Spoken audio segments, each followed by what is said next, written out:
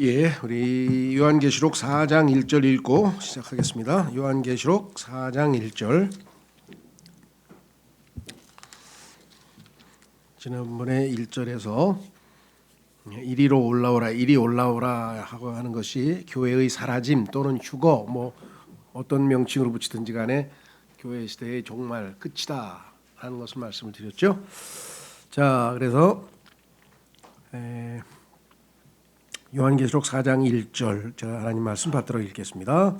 요한계시록 4장 1절 말씀. 이런 일 뒤에 내가 보았는데 보라, 하늘에 한 문이 열렸더라. 그리고 내가 들은 첫 번째 음성이 하나의 나팔에서 나온 것 같이 나와 함께 대화하였더라. 그 음성이 말하기를 이리 올라오라. 그리하면 이후에 반드시 있을 일들을 내가 너에게 보여주겠노라 하였더라. 그래서 이후에 반드시 있을 일들, 이것이 이제 6장서부터 시작이 되는데, 왜냐하면 이제 4장과 5장은 하늘의 풍경, 셋째 하늘에 하나님의 왕좌가 있는 그곳에 대한 설명이기 때문에 한번 저 읽어보시면 좋겠고요. 우리가 다루는 주제는 이제 여기서 나와 있는 것처럼 이후에 반드시 있을 일들, 그것을 우리는 두 가지로 나누는데, 하나는 야곱의 고난이라고 하는 이름이 붙어있는 7년 동안의 유대인들의 고난의 기간, 또는 그것을 뭐 어떤 사람은 7년 환란 또는 뭐 대환란, 뭐 이름은 몇 가지 붙이는데요. 어쨌거나 그 기간이 있게 될 것이고, 그 후에 예수 그리스도의 지상 재림, 그러니까 예수님의 공중 재림에 대해서는 지난번에 우리가 살펴봤죠. 휴거를 우리를 데리러 오시는 예수님의 공중 재림.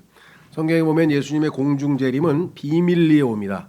자기 사람, 즉 주님의 몸된 교회, 신부를 데리러 오는 거니까 은밀하게 재림하시는 거죠.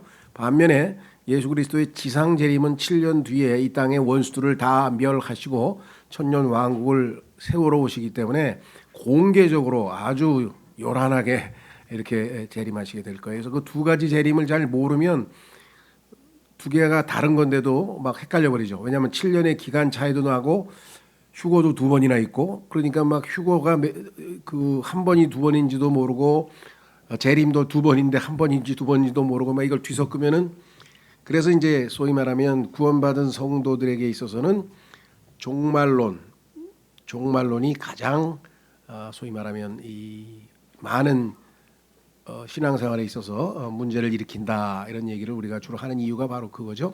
구원받지 못한 사람은 이제 어떻게 구원받는지에 대해서 잘못 알고 있으면 또 거기서 제일 많은 문제가 생기죠. 그러니까 죄인에서 의인이 되는 거기에서는 구원론 문제가 있고, 반면에 그리스도인이 된 이후에는 종말론 때문에 이제 잘못하면 신앙적으로 빗나갈 수가 있다, 그죠?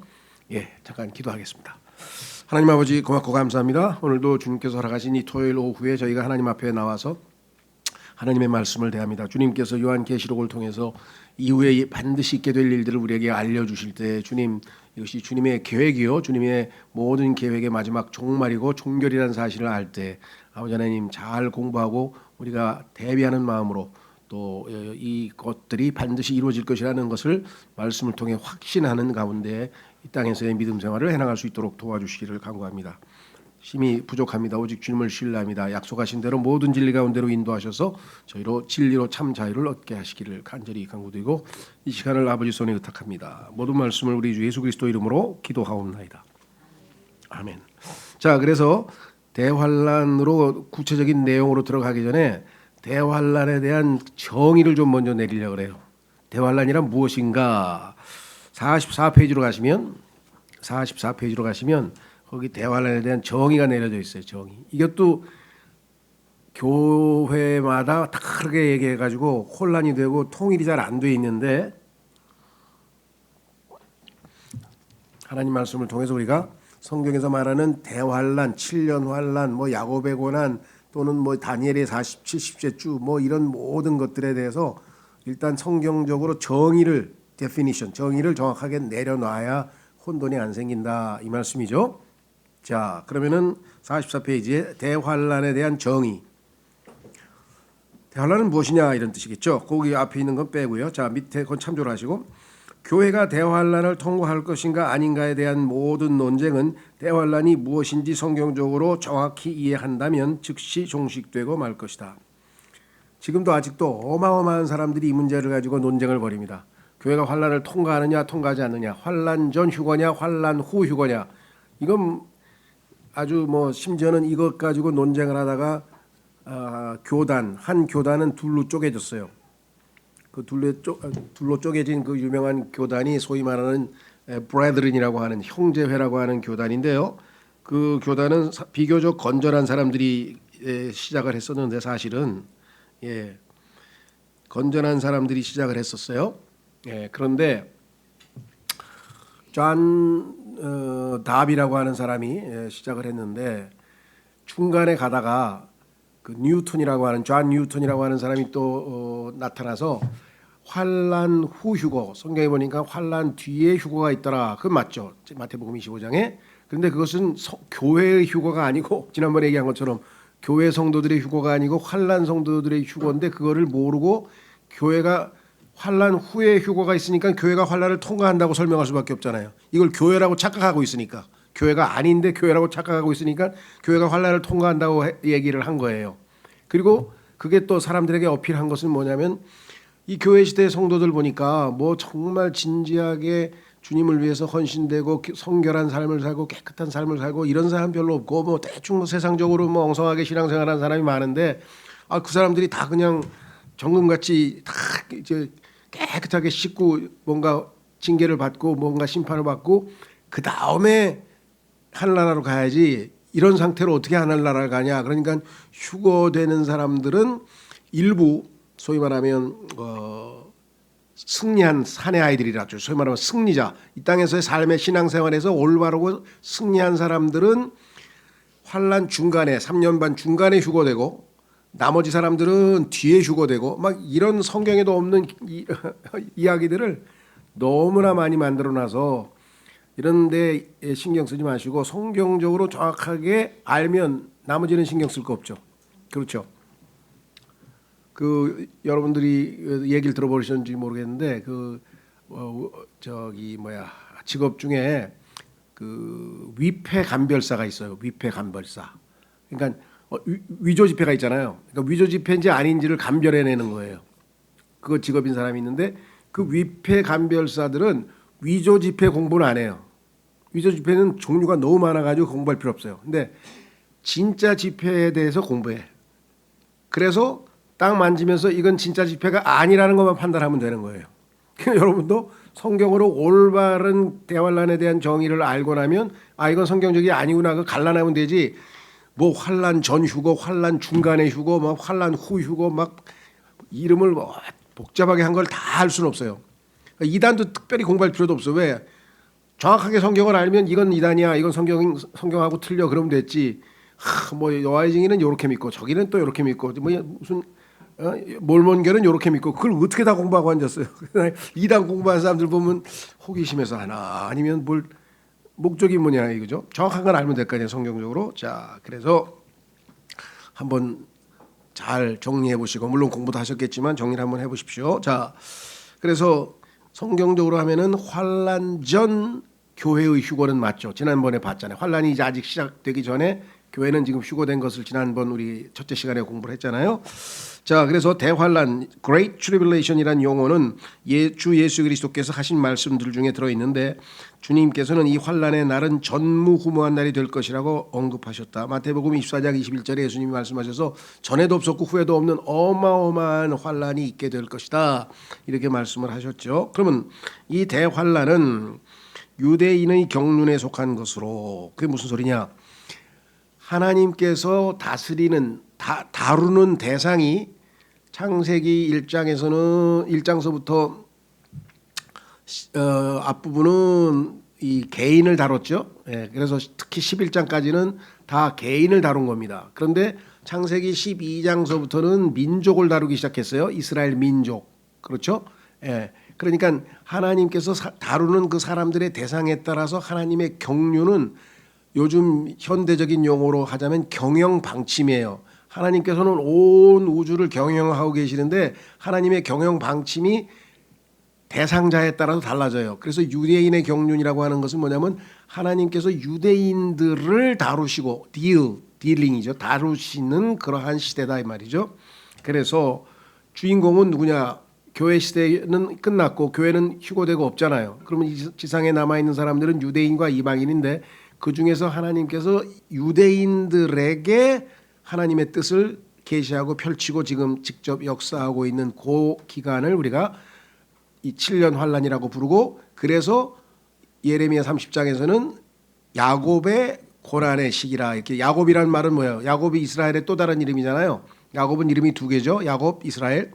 그래서 야곱의 고난이라는 이름이 성경에 나오는 이유가 그거죠. 자, 그래서 야곱의 고난에 따라 예레미야 30장 7절에 써 있죠. 이 심판의 때에 주어진 세 번째 이름은 다니엘의 70째 주라고 알려졌으며 이는 다니엘서 9장 24, 27절에서 찾아볼 수 있다. 그러니까 명칭이 세 개네요. 대환란, 그다음에 야곱의 고난, 그다음에 다니엘의 70세 주. 그러니까 똑같은 그 한 7년의 기간을 놓고 이름을 이렇게 세 가지 명칭으로 성경에 나온다. 첫 번째 45페이지.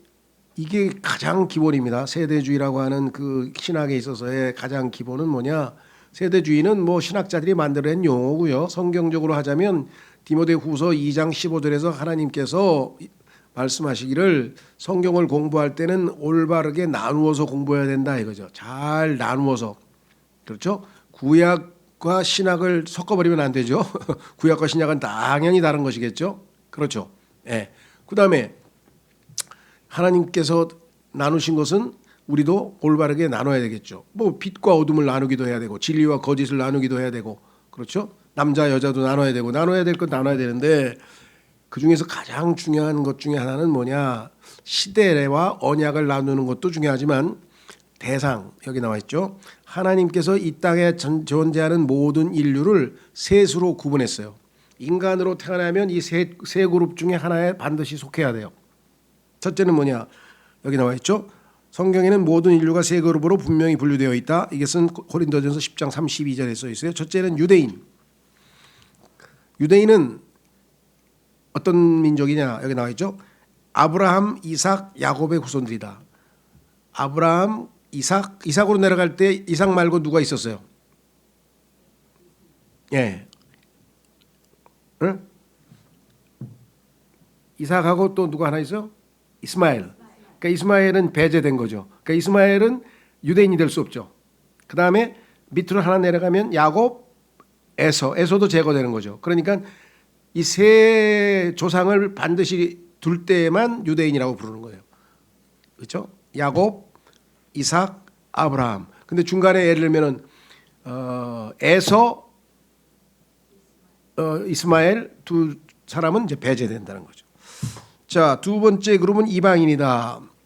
이들은 유대인 이외의 모든 인간을 다 포함한다. 그러니까 이 땅에 유대인 빼면 나머지는 다 이방인이에요. 1차적으로. 그런데 유대인과 이방인 중에서 구원받은 사람은 교회라고 불러요. 유대인이나 이방인이나 상관없이 예수 그리스도를 통해서 구원을 받은 사람은 교회라고 붙여요. 여기 나와 있죠. 세 번째 그룹은 하나님의 교회이다. 이들은 유대인이든 이방인이든 상관없이 성령에 의해 중생한 사람들이다. 오늘날 성경을 가르치는 사람들이 이 세 그룹을 혼돈하는 일이 다반사이나 성경은 결코 그런 적이 없다. 이 셋을 제대로 안 나누면 이제 모든 문제가 발생하는 거예요. 예를 들면 끝까지 견디는 자는 구원을 받으리라. 그거는 환란 때의 유대인에게 하신 말씀인데 교회 시대의 성도 중에 나 구원을 잃어버릴지도 모른데 왜 끝까지 견디지 않으면 구원 못 받는다고 성경에 써 있어.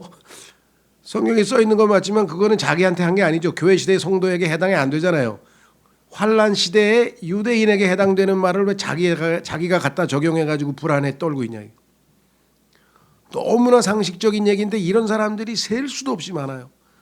성도만이냐, 교회 성도만이냐? 아니에요. 목사도 무지하게 많아요. 다 뒤범벅을 만들어가지고 막 협박하는 거야. 끝까지 견디지 않으면 구원을 못 받는다. 그러면 사람들은 뭐가 뭔지를 모르니까 그냥 성경에 분명히 써 있어요. 그러니까 셋으로 구분해서 자기에게 해당되는 거를 받으면 되는 거야. 그러면 성경에서 기록 대상자가 하나님께서 온 땅이여 들으라. 그러면 온 누구에게나 다 모든 인간에게 하신 말씀이 있고 이방인에게만 하신 말씀이 있고 유대인에게만 하신 말씀이 있고 교회에게만 하신 말씀이 있고 다 따로 있어요. 그러니까 어떤 경우는 유대인이든 뭐든 모든 인간에게 다 해당되는 말씀도 당연히 있지. 그렇죠? 예. 한 번 죽는 것은 사람들에게 정해진 것이고 그 후에는 심판이 있다. 그러면 그건 모든 인간에게 다 해당되는 거잖아요. 그러니까 이거를 잘 나누어서 나에게 해당되는 것은 무엇인가?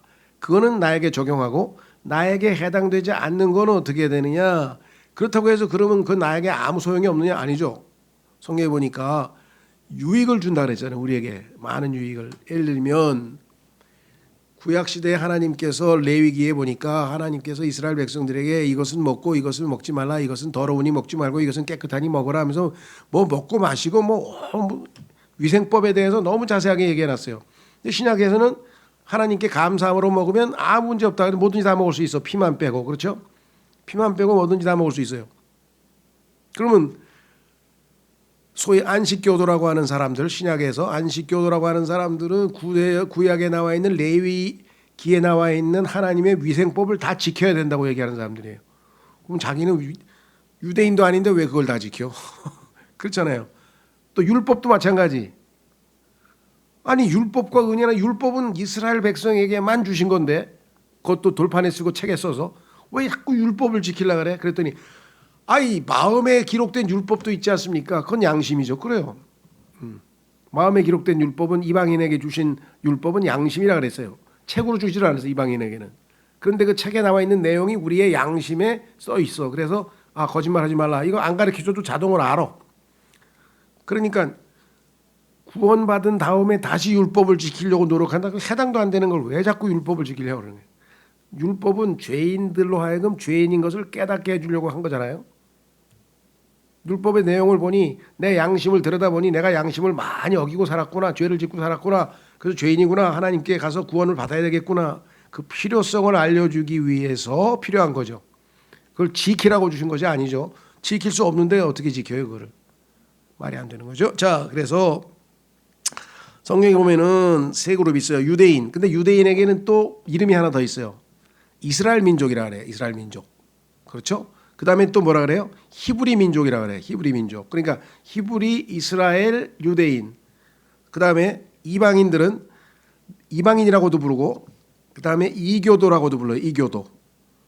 그다음에 민족들이라고 불러. 민족들. 그래서 오늘날에는 UN이라고 하는 게 United Nations 아니야. 민족들의 연합. 그래서 국제 연합이라고 하죠. 예.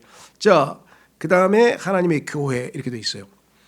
중요한 거는 여기 나와 있는 것처럼 혼동하면 안 된다. 잘 구분해야 된다. 자, 밑으로 내려가서 성경에서 천사는 다니엘에게 하나님께서 그의 백성, 하나님은 자기 백성이라 그러면 뭐예요? 유대인 얘기합니다. 나도 하나님 백성인데요. 네, 정확하게 하셔야 돼요. 하나님의 백성이 아니에요. 우리는 하나님의 아들들이에요. 생명의 관계예요. 하나님과 왕과 신하의 관계가 아니야. 우리는 유대인과는 달라요. 그래도 내가 하나님의 왕국 백성인데요. 그러니까 영적으로 그렇게 설명할 수는 있지만 성경적으로 정확하게 하나님께서 자기 백성하면 다 유대인을 얘기하는 거예요. 성경에서 성도하면 다 유대인을 얘기하는 거예요. 저도 성도인데요. 예수님이 나를 거룩하게 구별했으니까 신약 성도 맞죠. 그러나 성경에서 성도란 단어가 나오면 90%는 다 유대인에게 해당되는 거예요. 잘 봐서 요건 신약 성도에 해당되는구나. 그래야 나에게 해당되는 거예요. 이해가 되겠어요? 성경의 분량을 보세요. 거의 대부분 다 유대인에게 쓴 거잖아요. 그거를 갖다가 막 아무데나 갖다 적용하면 안 되지. 조심하셔야 돼요. 성경이라는 건 굉장히 조심해야 돼요. 자, 그다음에 여기 뭐라고 되어 있냐면은 그의 백성과 그의 거룩한 도시, 당연히 예루살렘이죠. His holy city에 대한 예언적 시간표로 70주를 정하셨다고 말했다. 내가 너에게 70주, 주는 week, 일주일, 2주일 할 때 7일이죠. 7, 그래서 70주. 자, 그러면 7 곱하기 7 그러면 490이네요. 7, 7이 49, 490. 491. 그렇죠? 왜냐하면 70주라고 하는 것은 7 곱하기 70 하면 490이잖아요. 그럼 491을 정해줬어. 너희는 490일 동안 이렇게 될 것이다 해서 너의 마지막에 너의 모습은 어떻게 될 것이다 예언적으로 주셨어요. 자, 우리는 이 문제가 이스라엘 민족과 관련된 것임을 분명히 이해해야만 한다. 다니엘은 이방인이 아니었다. 이방인이 아니죠. 당연히 유대인이죠. 동시에 아직 존재하지 않았었던 교회 이론도 아니었다. 이방인도 아니고 교회도 아니고 그러니까 당연히 누구예요? 유대인에게만 해당되는 것이 바로 이 야곱의 고난의 기간이라는 거죠. 자, 오늘날 이교도 이방인들과 기독교의 거짓 신자들이 자신들에게도 거룩한 도시들이 있다고 말할지 모르지만 사람들 얘기하죠. 예루살렘은 거룩한 도시다. 또 뭐 아랍 사람들은 또 뭐예요? 거기 그 사람들 그 숭배하는 장소가 이름이 뭐야? 이름도 잊어버렸네. 그 라마단 기간에 뭐 어디 가가지고 막 절하고 막 그런 거 사우디아라비아에 있는 뭐 있잖아요. 무슨 도시 이름들 잘. 하여간 또 뭐 메카도 있고, 하여간 뭐 여러 가지가 있어요. 그러니까 각 종교마다 불교는 또 뭐 어디 있잖아요. 그 저 인도에 뭐 라할만도 뭐 이상한 데 가가지고 하는 그런 게 다 있거든요. 그러니까 그런 걸 거룩한 도시라고 성스러운 도시라고 하지만 아니에요. 그건 성경적인 그냥 성경에는 딱 하나밖에 없어요. 하나님이 정하신 거룩한 도시 예루살렘. 자, 다니엘의 백성 즉 유대인에 관한 이 예언의 말씀에 따르면 예루살렘을 회복하고 건축하라는 명령으로부터 7주 그리고 62주가 유대인에게 주어졌다. 하나님께서 예루살렘을 멸망시켰잖아요. 바빌론이 와가지고. 그럼 바빌론이 와서 예루살렘을 멸망을 했는데 하나님께서 그 예루살렘을 재건축, 다시 건축하라고 명령을 내릴 터인데 그 명령이 떨어지면 그때부터 490일 동안 470째 주가 유대인들에게 기간이 딱 정해져 있다 이거예요. 그런데 여기서 보시면 우리는 바벨론 포로 이후 예루살렘의 회복과 건축에 관해 4번의 칙령이 있었음을 주어야 된다. 그런데 예루살렘과 관련지어서 왕이 명령을 내린 게 4번이 나와요. 그럼 이 4번 중에 어떤 게 하나님께서 말씀하신 그것이냐를 우리가 확인해야죠. 근데 이것도 확인도 안 하고 아무 데서나 계산해 가지고 이상한 계산을 만들어서 또 막 이상한 종말론을 만들어낸 사람이 또 숱하죠. 그러니까 성경에서 벗어나면 문제가 생기죠. 자, 첫째는 고레스 왕. 우리 성경은 뭐라 그랬는지 모르겠네. 그러니까 옛날에는 이게 영어로는 코레스라고도 부르고 불렀는데 일단은 뭐 여기 나와 있는 대로 하십시다. 고레스 왕에 의해 BC 536년에 있었다. 그러니까 536년에 에스라서 1장과 역대기하 36장에 보면은 명령이 있었는데 문제는 이 칙령은 단지 하나님의 집을 재건하라는 내용뿐이었다. 이거 조심하세요. 하나님께서는 예루살렘 성, 시티, 도시를 재건하라고 하는 명령이 나올 때부터 70째 주가 시작이 된다 그랬는데 사람들은 성전을 재건하라고 하는 명령과 혼동하면 안 되죠. 무슨 말이가 되셨어요? 예루살렘 도시, 성읍을 재건하라는 명령부터 70째 주가 시작이 되는데 첫 번째 칙령은 보니까 성에 대한 얘기는 하나도 없고 안에 성전에 대한 얘기만 나오니까 여기서부터 계산하면 안 되죠. 조심하세요. 이 칙령은 단지 하나님의 집을 재건하라는 내용뿐이었다. 예루살렘의 재건에 대한 언급은 전혀 아니었다. 더구나 이 칙령에 뒤이어 시작된 성전 건축은 즉시로 수그러들었고 결국은 완전히 중단되고 말았다. 따라서 우리는 이 칙령은 70주의 시작이 될 수 없다고 믿는다. 이거는 하나님이 말씀하신 예루살렘 재건하고는 해당이 안 되는 거구나. 두 번째, 칙령은 다리우스 왕의 BC 519년에 있었다. 이에 대해서는 에스라 6장 1절에서 12절에 선언되어 있다. 이 칙령은 단지 첫 칙령을 아까 나왔던 첫 번째 칙령을 재확인하고 성전에 대한 언급만 하고 있을 뿐 예루살렘의 성의 재건에 대해서는 아무런 언급이 없다. 이것도 마찬가지. 앞에 칙령을 확인하는 칙령일 뿐이었으니까 이것도 두 번째도 해당이 안 된다. 세 번째, 아탁세르세스에 의한 BC 458년의 칙령이다. 에스라 7장 11절에서 28절이 이에 대해 언급하고 있다. 이것은 공적인 칙령이 아니라 왕의 공식 서신으로 에스라와 이스라엘 장로들에게 처음 두 칙령을 수행하는 데 필요한 모든 일을 할 수 있도록 허가해 주는 것이었다. 그러니까 첫 번째, 두 번째 칙령이 왕의 명령이니까 이 왕의 명령이 지금 수행이 안 되고 있으니 내가 다시 수행하라고 허가해 준다 하는 첫 번째, 두 번째 칙령의 반복일 뿐 새로운 칙령이 아니었다. 이 명령은 단지 처음 두 칙령을 되풀이한 것이기에 이 역시 성전의 재건에만 한정되었을 뿐 예루살렘 자체의 건축에 대한 언급은 없다. 따라서 이 역시 70째 주, 즉 환란의 시작이라고 볼 수가 없다. 그러면 네 번째구나. 네 번째를 잘 들여다보니까 넷째 아탁세르세스 론지마누스에 의한 BC 445년의 칙령이다. 자, 이건 한번 성경을 찾아보겠습니다. 느헤미야 2장 4절에서 8절까지. 느헤미야 2장 우리 성경을 한번 찾아보겠습니다.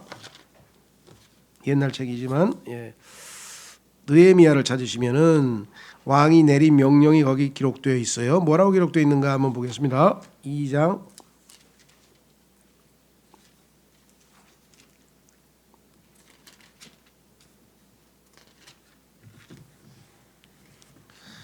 느헤미야 2장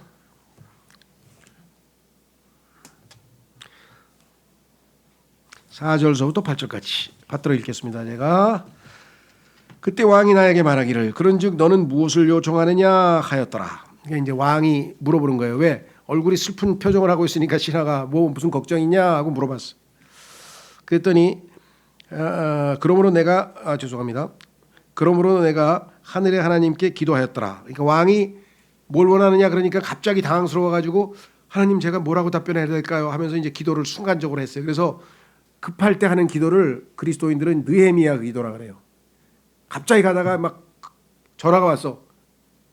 아버지가 응급실로 실려갔다. 그러면 아이고 하나님 하면서 막 급한 순간에 하는 기도를 느헤미야 기도라고 붙이는 거예요. 왜냐하면 느헤미야가 지금 위기 상황에서 왕이 갑자기 물어보니까 아이고 어떡하지 막 잘못했다가 잘못하면 생명이 없어질 수도 있잖아요. 그러니까 놀래가지고 했던 기도이기 때문에 자 뭐라고 했느냐. 그러고 나서 내가 왕에게 말하기를 하나님이 순간적으로 지혜를 주셨죠. 기도 응답을. 그래서 만일 그것이 왕을 기쁘게 해드린다면 혹 당신의 종이 당신의 목전에서 호의를 발견하였다면 당신께서 저를 유다로 곧 저의 조상들의 돌무덤들의 도시로 보내시어 그곳을 건설하게 하여 주소서. 자 여기 보시면 도시를 건설하라 그랬죠. 성전 얘기만 아니고 도시 건설을 부탁했어요.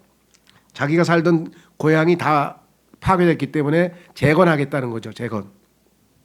그러자 왕이 나에게 말하기를 그의 곁에는 왕비도 앉아 있었으니 그렇다면 너의 여정이 얼마나 오래 걸리겠느냐 또 내가 언제 돌아오겠느냐 하였더라.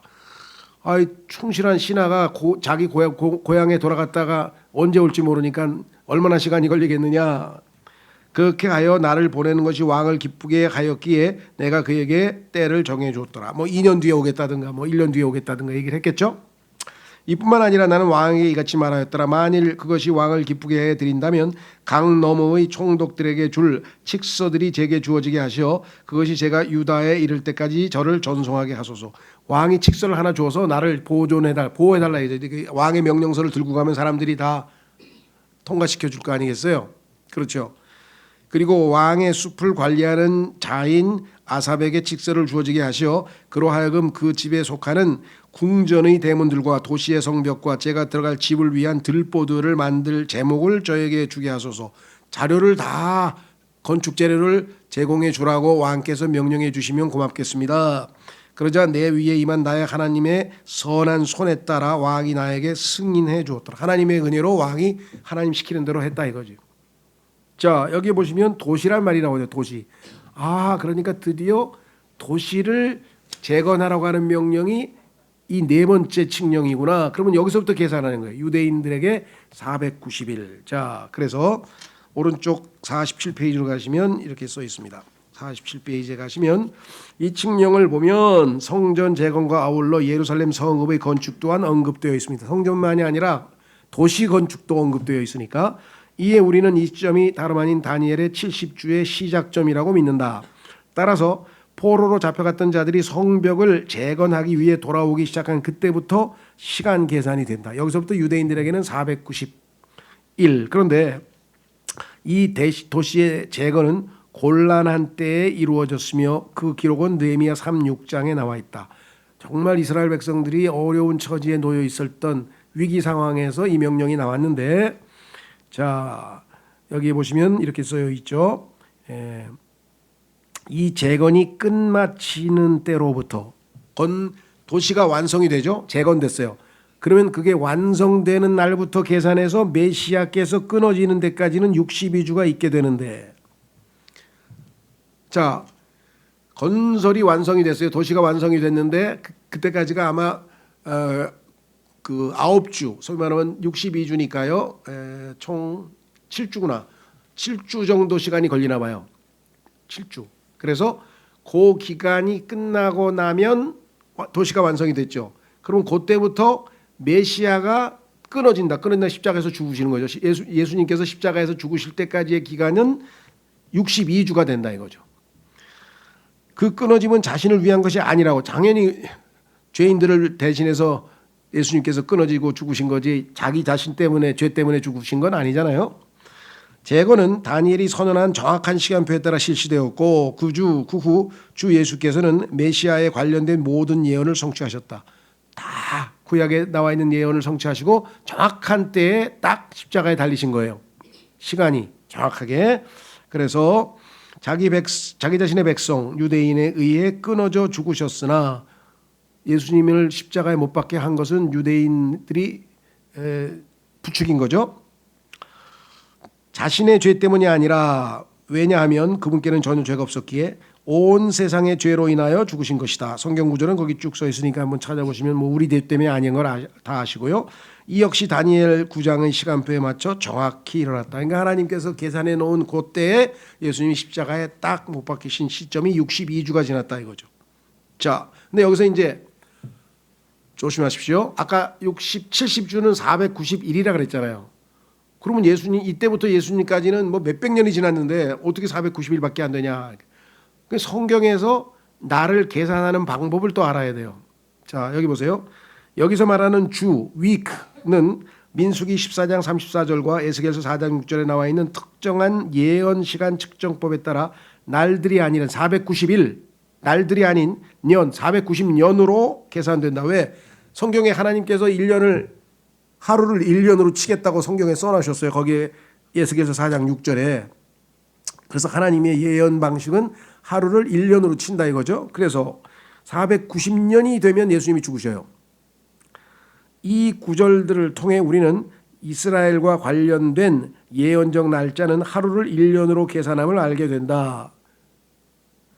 따라서 예루살렘의 재건은 7 곱하기 7 49년이 걸렸다. 7주니까 49일이니까 49년으로 한다 그랬죠. 일을. 이 재건의 완성으로부터 그리스도의 십자가 사건까지는 434년이다. 62주니까 62 곱하기 7 하면 434년. 로버트 앤더슨 경의 오실통치자 카밍 프린스, 요거는 예수님의 재림에 대해서 쓴 유명한 영국의 그리스도인인 로버트 경이라는 분이 쓴 책이고요. 그다음에 우리가 잘 알고 있는 목사님 또 신학자로서 클래런스 라킨이라고 하는 세대적 진리를 쓰신 분이신데 이분이 두 분이 다 성경에다가 자기의 책에다가 계산을 해놨어요. 예수님의 죽으신 날짜를. 자, 다니엘서에서 두 저자는 다니엘의 69주가 어떻게 바로 그날에 정확히 성취되었는지를 잘 설명하고 있다. 앤더슨이라는 분은 어떻게 계산했냐? 이 기간을 정확한 날들로 계산했어요. 그러면 480년을 곱하기 1년을 360일로 칩니다. 성경에서는. 예. 왜냐하면 성경의 창세기 7장 8장에 보면 그렇게 계산했기 때문에 69주는 483년은 총 17만 3,880일이 된다. 날수로 계산하면. 만약 우리가 BC 445년 3월 14일로 계산을 시작한다면 이때가 성전이 완성돼서 이때부터 이제 시간을 계산하면 어떻게 되는가? AD 32년 4월 6일에 69주가 끝나게 된다. 그러니까 예수 그리스도께서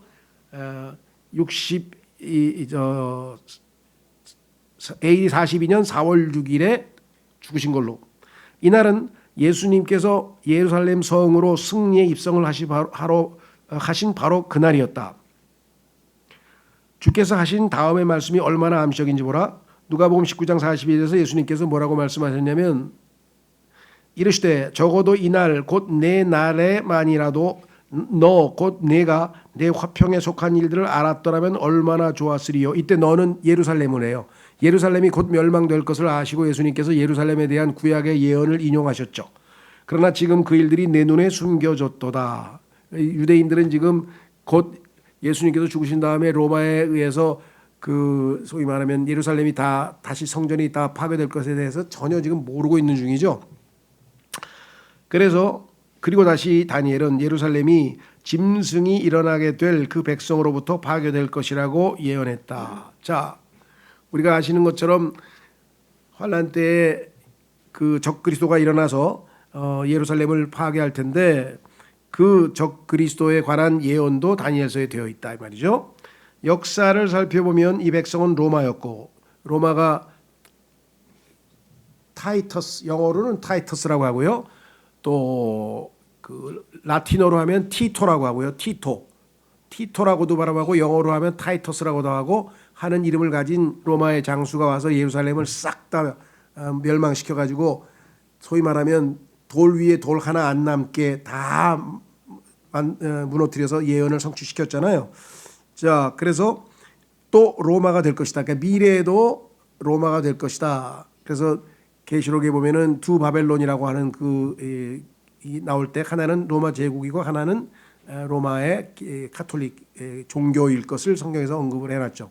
자, 이때 로마란 말은 단순히 이름이 로마라는 뜻도 되겠지만은 로마 제국의 부활, 그것은 우리가 잘 아는 지금 이제 EU를 비롯해서 유럽의 그 영토를 보게 되면은 옛 로마 시대의 영토와 똑같게 지금 진행이 되고 있는 거죠. 그러니까 언제 이 일이 똑같이 될지는 잘 모르지만 곧 이루어지겠죠. 자, 다니엘은 계속해서 자신의 백성과 로마인들과의 전쟁이 70째 주까지 계속될 것이라고 예언했다. 이로써 우리에게는 1주가 남아 있는데, 그러면 예수 그리스도께서 십자가에서 이제 죽으시고 유대인에게 딱 남아 있는 기간은 1주야. 그럼 7년이야, 7년. 그런데 중간에 갑자기 어떻게 됐어요? 시계가 멈췄어. 시계가. 왜 시계가 멈췄습니까? 유대인들이 예수 그리스도를 받아들여서 왕으로 받아들였으면은 정상적으로 유대인들에 대한 하나님의 경륜이 지속이 될 텐데, 중간에 유대인들이 예수 그리스도를 십자가에 못 박겠잖아요. 그러니까 왕을 안 받아들였잖아요. 그래서 왕이 다시 왕국을 가질러 멀리 셋째 하늘에 아버지께로 가버리셨잖아요. 그러면 이 지상에서는 소위 말하면 유대인의 역사가 62주까지 와서 예수님께서 483년에 딱 죽으신 다음에 시계가 멈추고 갑자기 시계가 뭐예요? 유대인이 아닌 이방인들을 대상으로 해서 교회 시대가 시작이 돼버린단 말이에요. 이 교회 시대 2000년 동안은 유대인들은 하나님이 내버려 두신 내팽개쳤다 그러면 좀 그렇지만 관심을 안 갖고 알아서 하라 그러죠. 그러니까 유대인들이 얼마나 고생을 합니까 지금 2000년 동안 하나님께서 돌보질 않으니까 성경에 보면은 얼굴을 숨기신다는 표현을 썼어요.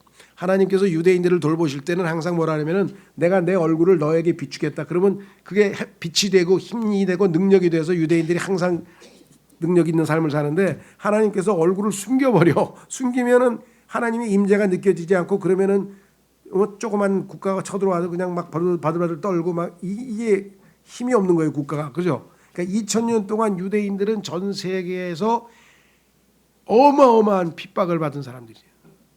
그래서 뭐 여러분들 모르겠어요. 책이 두꺼워서 내가 추천하기도 힘든데 유대인의 역사에 대해서는 막 어마어마한 책들이 있어요. 그러니까 AD 70년에 티토가 와서 예루살렘을 함락시켜서 유대인들이 전 세계로 쫙 흩어져 버립니다. 특히 이제 지중해로 많이 갔어요. 근데 중국으로도 가고 러시아로도 많이 갔어요. 근데 주로 이 지중해 서쪽으로 해서 많이 갔는데 유럽으로 그 유대인 뭐랄까 망명객들 또는 유대인들 그 쫓겨나서 다 다른 나라로 갔잖아요. 그 유대인들을 디아스포라라 그래요. 디아스포라. 그래서 전 세계적으로 보면은 유대인 디아스포라가 전 세계 어디 가도 다 있어요. 중국에도 있고 뭐 러시아에도 있고 다 있어요. 자, 그래서 이 유대인들이 이제 흩어져서 살게 되었죠. 그러면 2000년 교회 시대가 딱 우리는 지금 끝나는 작업을 지난 시간에 했잖아요. 휴거. 그럼 2000년 교회 시대가 딱 끝나면 그때부터 뭐예요? 다시 시계가 유대인에게로 돌아와서 시작이 되죠. 마치 로마서가 1장서부터 8장까지 교회 시대의 성도들의 구원과 구원 이후의 삶의 원칙에 대해서 성화에 대해서 얘기하고 12장서부터 16장까지는 그리스도인의 실제적인 삶의 생활에서의 그리스도인의 모습을 보여준다면 9장서부터 11장까지는 유대인의 과거, 현재, 미래에 대해서 하나님께서 예언을 해놨잖아요. 무슨 말이가 돼요? 그러니까 이스라엘을 다스리는 그 경륜과 이방인을 대하는 경륜이 다 달라요. 그래서 다시 시계는 예루살렘 즉 유대인에게로 돌아오는 그 시점이 바로 교회 휴거가 일어난 시점이란 말이죠. 그럼 거기서부터 이제 7년이야. 그러면 예수님은 뭐예요? 이제 끝났지. 유대인은 더 이상 끝났잖아요. 그래서 예수님이 지상에 재림해서 천년 왕국을 세워서 이스라엘 왕으로 오시는 거예요. 그러니까 마태복음에 이스라엘 왕으로 왔는데 왕을 거부했기 때문에 2000년 지난 다음에 다시 왕으로 오실 때에는 이스라엘 백성들이 회개해서 왕을 자기네 왕으로 모셔드린다. 그게 스가랴서 예언에 보면 나오잖아요. 드디어 회개하고 예수님을 자기들이 찌른 예수님을 자신의 메시아로 받아들이게 될 것이다. 이렇게 지금 하나님의 시나리오가 써 있다 이 말이죠. 그러니까 유대인들은 이거를 알면 지금 뭐 아랍하고 전쟁하고 하마스하고 전쟁하고 이럴 필요 하나도 없어요. 왜 생고생을 해? 하나님이 다 지켜주도록 돼 있어. 그리고 옆에 있는 나라하고 연맹도 맺지 말라 그랬는데 막 사우디아라비아하고 연맹 맺고 그다음에 이집트하고 막 동맹 맺고 그냥 성경은 연합하지 말라 그랬어요. 그거는 세상을 의지하는 거기 때문에 하나님이 다 알아서 해준다 그랬는데 이 사람들은 지금 신앙적으로 영적으로 소경이 됐다고 로마서에 써 있잖아요. 그러니까 영적으로 소경이니까 하나님의 임재나 도우심에 대해서 아는 게 하나도 없는 거예요. 자기들 힘으로 과거에 예전에 종교적인 그런 거 가지고 그냥 밀고 나가는데 실제적으로는 하나님은 이스라엘을 지금 보호하고 있어요.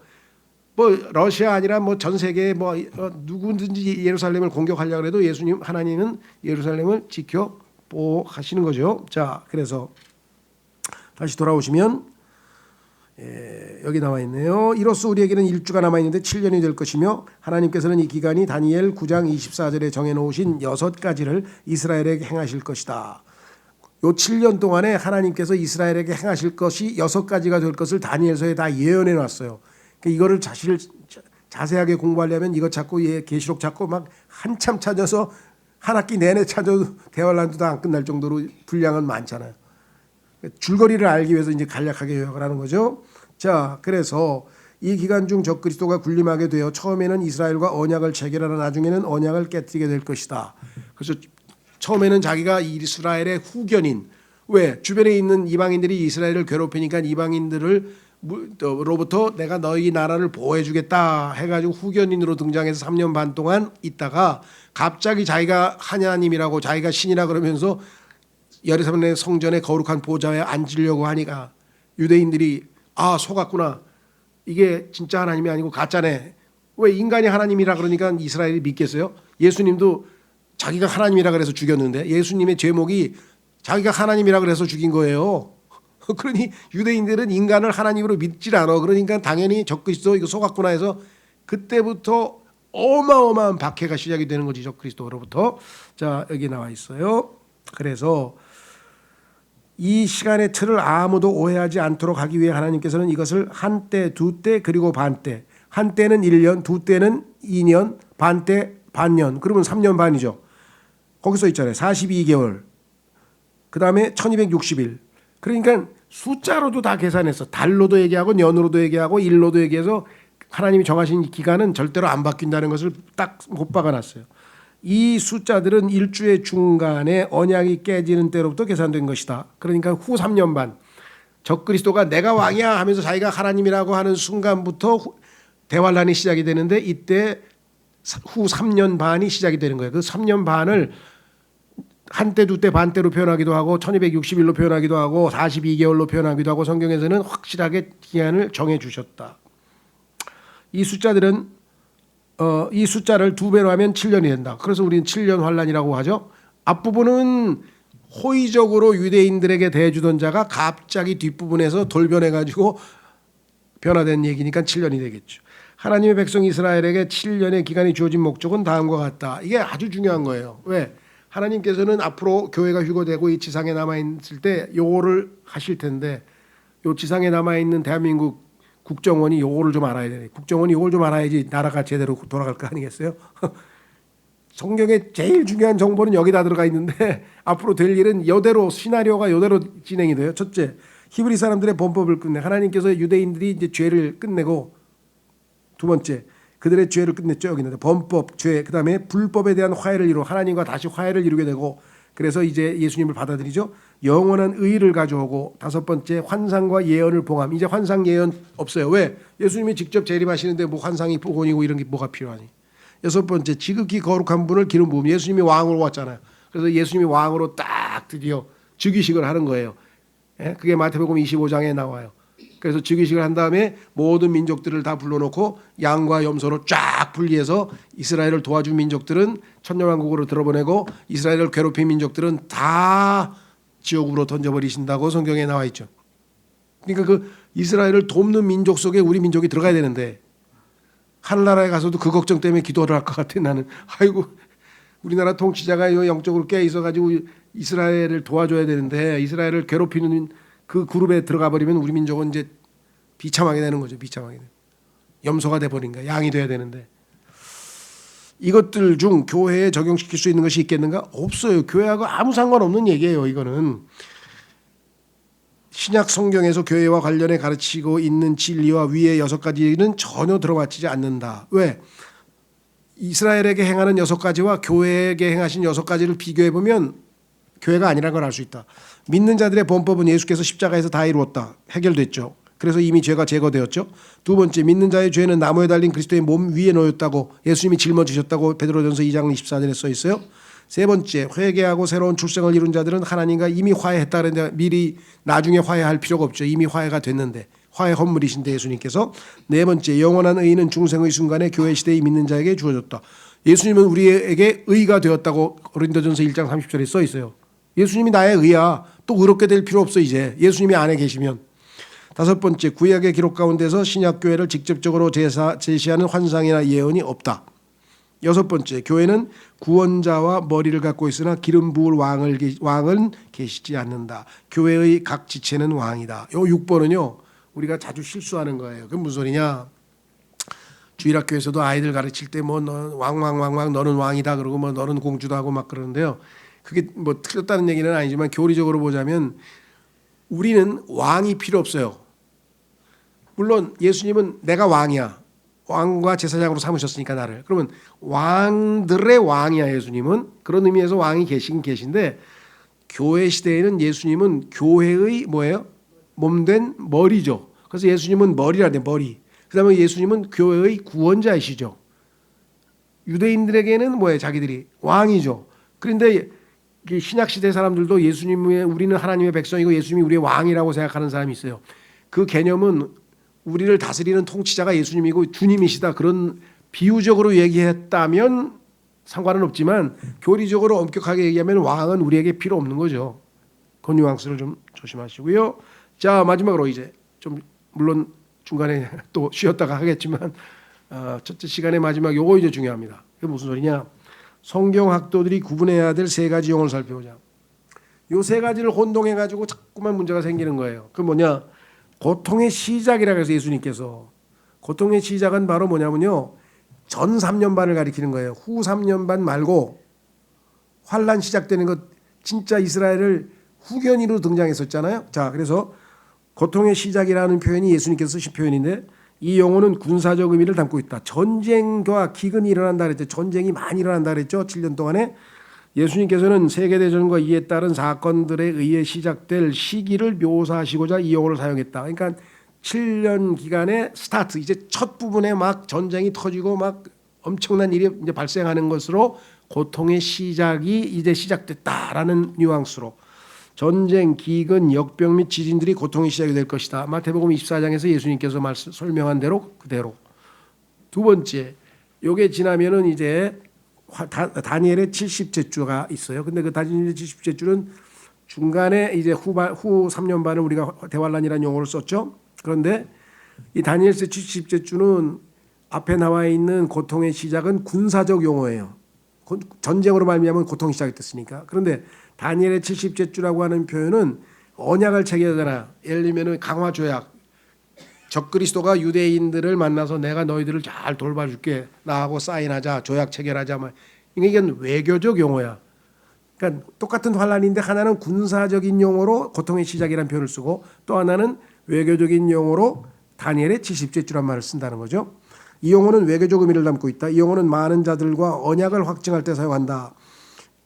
이 용어는 고통의 시작에 정확히 반대되는 것으로 이제 고통이 시작이 됐는데 유대인들이 이제 뭐 어떡하지 하고 막 그 괴로워하니까 적그리스도가 등장해서 평화의 사도로 등장해서 내가 모든 강화 조약을 맺어서 너희를 다 후견인으로 돌봐주마 해가지고 갑자기 유대인을 돕는 자로 등장하잖아. 그러니까 전쟁에 반대되는 개념으로 인데 이게 속임수죠. 성경에 보니까 평화로 속였다 그래서 평화를 가지고 속였다고 성경에 써 있죠.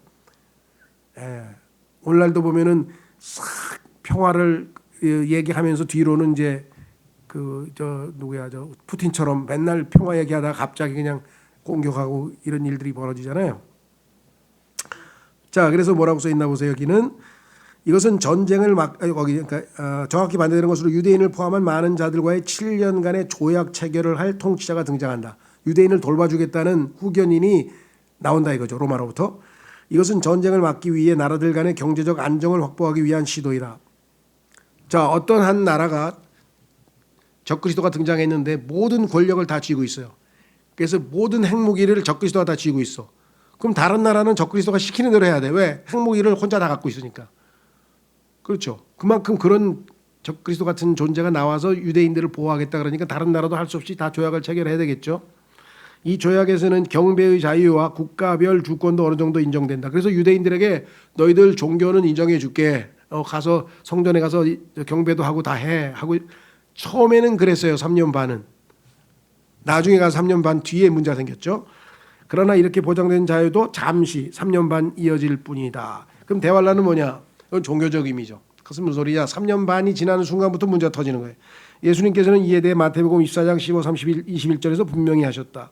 우리 주님께서는 다니엘 9장서부터 12장에 대해 언급하셨다. 하나님과 그분의 백성에 대한 종교적 모독은 계시록 11장 7, 8절에서 성취될 것이다. 그래서 드디어 이제 어떤 일이 벌어지는가? 성전 경배와 조약에 의해 보장되었던 3년 반 기간의 증인의 사역이 주중에 중단될 것이다. 14만 4천 명을 포함해서 하나님의 일꾼들인 누굽니까? 모세와 엘리야가 다시 이 땅에 나타나서 막 유대인들에게 복음을 전하고 영존하는 복음을 전하고 막 이러고 있는 와중에 중간에 갑자기 자기가 신이라 그러면서 돌변하게 되잖아요. 그래서 이제 너희들 저쪽에 가서 성전에 가서 예배드리는 거 그만두고 다 나한테 와서 경배해. 자기한테 경배하라는 거야. 주중에 중단될 것. 이와 같은 행위에 대해 하나님의 진노가 터져 대환란은 시작된다.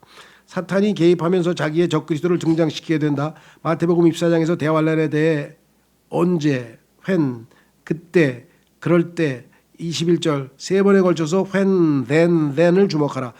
대환란의 시작은 이 행위가 시작되는 순간 적그리스도가 거룩한 곳의 모습을 드러낼 때 시작이 된다. 이 행동이 시작되기 전 일어날 것을 성경적으로 보자면 고통의 시작에 속할지는 모르나 대환란의 일부는 될 수가 없다. 말씀드린 것처럼 전 3년 반의 초반에 있게 될 것이 바로 고통의 시작이라는 표현을 쓰는 것이고 다니엘의 70주의 주는 유대인들의 7년간의 기간을 얘기하는 것이고 대환란은 3년 반이 끝나고 적그리스도가 갑자기 자기가 하나님이라고 등장하면서 이제 그 유대인들을 어마어마하게 박해하면서 일어나는 사건이 대환란이고 그러니까 용어의 뉘앙스가 군사적인 면, 외교적인 면, 종교적인 면에서 조금씩 용어를 달리한다 이 말이죠. 아까도 말했죠. 유대인들은 인종적으로 보면 유대인은 뭐예요? 히브리 사람이죠. 히브리 민족이잖아요. 그렇죠? 예. 그런데 그 사람들은 종교적으로 보자면 인종적으로 보자면 히브리, 종교적으로 보자면 이스라엘이야. 이스라엘. 하나님의 왕자야. 이스라엘은 단어가 의미가. 그러면 이방인들은 뭐예요? 이방인들은 민족들이죠. 여기는 히브리인이고 여기는 민족들이야. 여러 민족이 있어. 나라마다 수없이 지금 유엔에는 한 260개의 민족들이 지금 가입돼 있잖아요. 그다음에 이방인들은 이스라엘은 하나님의 왕자인데 이방인들은 하나님을 믿는 사람들이 아니잖아요. 우상을 숭배하는 사람들이잖아요. 그래서 이 사람들을 이교도라 그래요. 페이건, 이교도. 올바른 종교를 갖고 있지 않는 사람들이라 이교도. 다른 종교, 올바른 종교와는 다른 종교를 가지고 있는 자들이라는 뜻에서 이교도라고 불러요. 그 다음에 이스라엘은 또 마지막에 뭐라고 불러요? 히브리. 그 다음에 이스라엘. 그 다음에 뭐예요? 유대인. 그러니까 유대인들과 반대되는 개념은 이방인. 유대인, 이방인, 이스라엘. 그 다음에 뭐예요? 민족들. 그 다음에 또 하나는 뭐였어? 히브리인. 그 다음에 이 사람들은 민족들. 이교도, 이방인. 그러니까 이방인도 타이틀이 3개고 유대인도 타이틀이 3가지야. 마찬가지로 측면이 인종적 측면, 종교적 측면, 정치적 측면. 여기도 마찬가지죠. 대환란이라고 하는 기간도 고통의 시작이라고 했을 때는 군사적인 측면, 외교적인 측면에서 바라보면은 이것은 다니엘의 70째 주. 종교적인 방면에서 봤을 때는 대환란. 그러니까 명칭이 조금씩 각도에 따라 달라진다 이거죠. 그렇죠? 그러니까 이스라엘 사람들이 나는 이스라엘 사람이라고 할 수도 있고 종교적으로 봤을 때 나는 유대인이라고 할 수도 있고 나는 히브리 사람이라고 할 수 있는 것처럼 이 3가지 명칭이 환란에도 적용된다. 자, 마무리 짓겠습니다. 주. 요건 뭐냐면요. 그동안에 소위 말하면 종말론에 있어서 엄청난 오류가 발생했는데 사람들이 언제 휴거가 일어난다, 뭐 언제 대환란이 시작된다 이 말을 그냥 아무렇게나 막 해놓고 틀려도 회개도 안 해, 회개도 안 해. 그래서 조심하라는 얘기죠. 보세요. 20세기가 끝날 무렵 약 30년간 상당히 건전한 근본주의 저자들이 휴거의 시점에 대해 자신들의 주장을 알려야 한다는 압박을 받았고 이들은 2000년과 관련해서 자신들의 날짜 계산을 했다. 우리나라에도 이장님 그 양반이 1992년 나온다고 했다가 또 얼마 나온다 그랬다. 미국도 마찬가지예요. 1997년에 뭐 끝난다 그랬다가 몇 년에 끝난다 그랬다가 날짜 계산을 하면 안 돼요. 성경에 아무도 모른다 그랬어요. 이런 짓만 안 했더라면 비교적 건전한 분들이었는데 날짜 계산해가지고 예수님 오는 날을 정해놓고 그러면 안 되죠. 그들이 주장한 날들이 지나가 버렸건만 자신들의 어리석음에 대해 회개하고 사과하는 대신 교회가 환란의 절반 앞부분을 통과하게 된다며 교리를 타협하고 말았다. 환란의 절반, 그래서 그것을 환란 중간에 휴거라 그랬잖아요. 이런 교리를 만들어서 자기들의 잘못을 자꾸만 옹호하는 거예요. 후 1000년, 그 다음에 2000년이 다가오자 일부는 조심스럽게 표장된 표현을 사용하면서 후천년적 입장으로 교리를 바꿨다. 천년왕국 후에 예수님이 오신다고 또 뒤바꿔버렸어요. 천년왕국 전에 온다고 했다가 날짜를 잘못 정한 것에 대해서는 전혀 회개치 않은 것은 물론이다. 그러니까 종말에 관해서 뭐 날짜가 어쩌고 저쩌고 뭐 그다음에 무슨 현상이 일어났다, 뭐 기후 변화가 일어났다, 아니면 뭐 우리나라 뭐예요, 저 백신 아니면 또 예전에는 또 뭐였어, 뭐 주사 뭐라 그래, 그거 여기다 몸에다가 뭐 놓는 베리칩, 뭐 베리칩이 뭐다 이런 얘기 나오면 전혀 속지 말라는 거예요. 성경만 믿으라는 게 성경에 써 있는 대로만 진행이 될 거니까 그렇죠. 예, 그래서 전혀 오해하지 말라. 그래서 대환란의 개념을 정확하게 가지고 계시면 종말론에 대해서는 오해하거나 또는 미혹될지 않는다. 쉬었다가 뒤에 이제 대환란을 본격적으로 이제 보도록 하겠습니다.